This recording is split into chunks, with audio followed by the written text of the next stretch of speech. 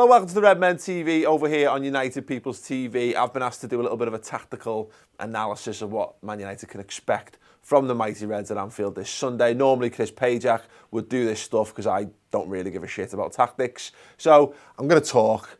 We're going to see how it goes. You're going to be either enlightened or massively turned off. If you don't like this video, don't give it a thumbs down. It doesn't make me go away. It just makes the potential of your channel going away. So give it a thumbs up instead, even if you think I'm a tit. So here's how Liverpool lined up against Arsenal in midweek.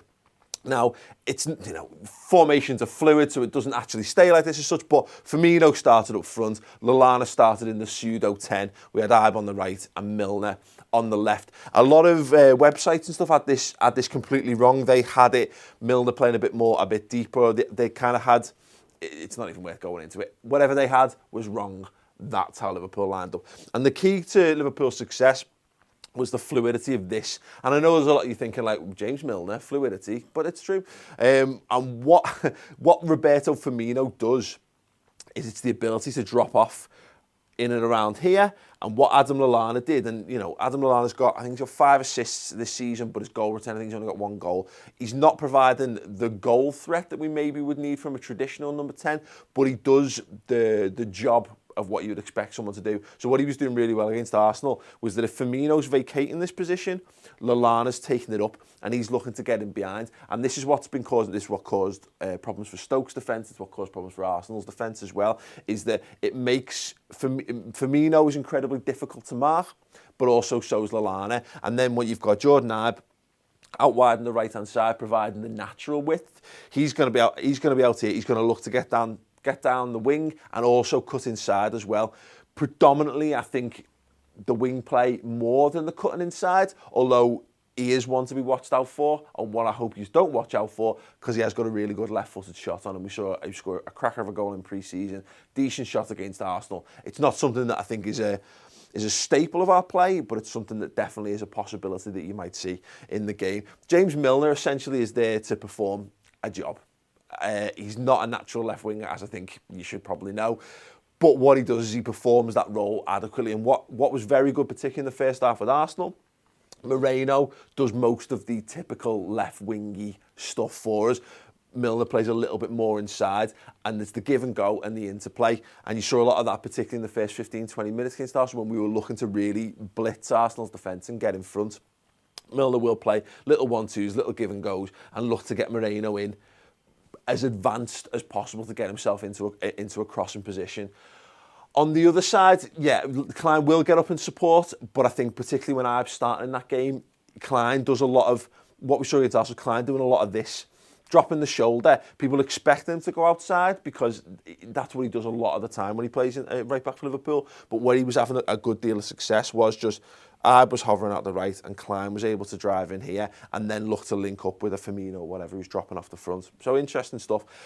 Liverpool can mix it up though, because I think we're kind of presuming that they're going to start with a very similar thing, because most of Liverpool's success has come whilst playing a sort of, well, basically whilst playing Firmino in the side. He's just gone for an absolute burden. We haven't got the likes of Phil Coutinho available to us who would help us to make this a little bit different.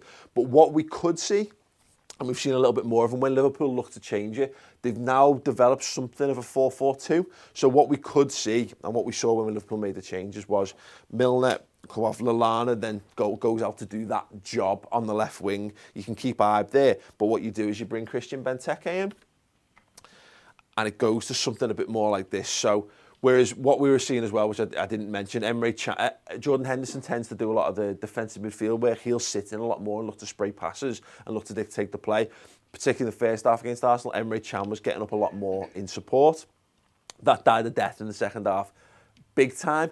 And Joe Allen came in, and obviously, as you will have seen, because you are all obsessed with Liverpool and you will have watched that game, no doubt, Joe Allen came on in Emre Can's place.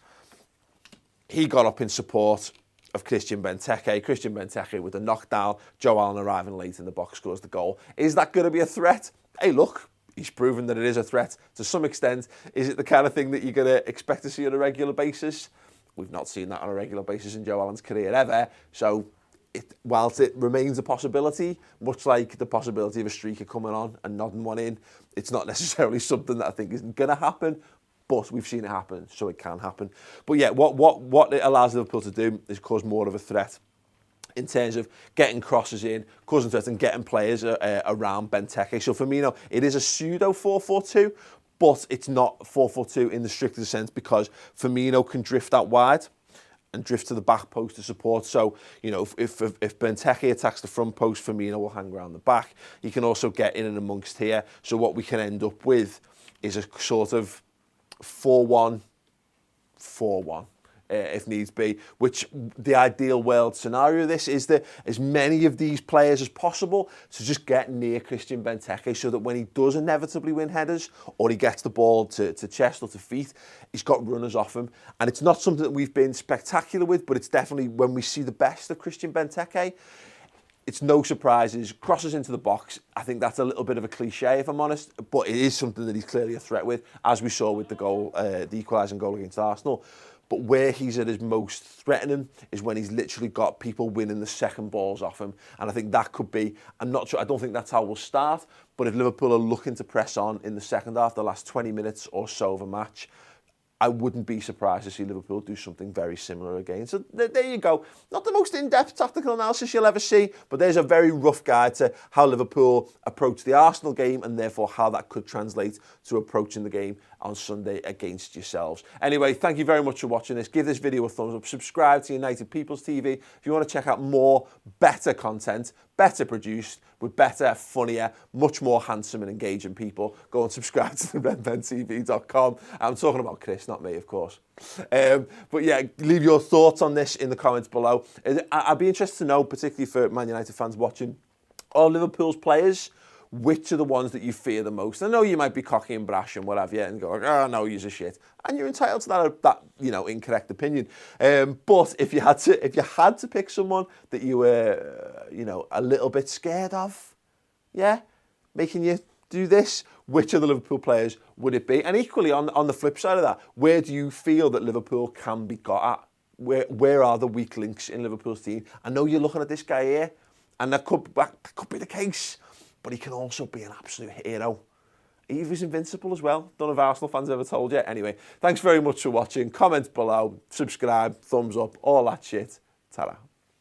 Straight on to the transfer news. Saul Niguez has obviously been the main story over the last week or so. It's gone from us being interested in him to us apparently sending a delegation to Spain, to an Atletico Madrid official speaking to Mundo Deportivo, the Spanish newspaper.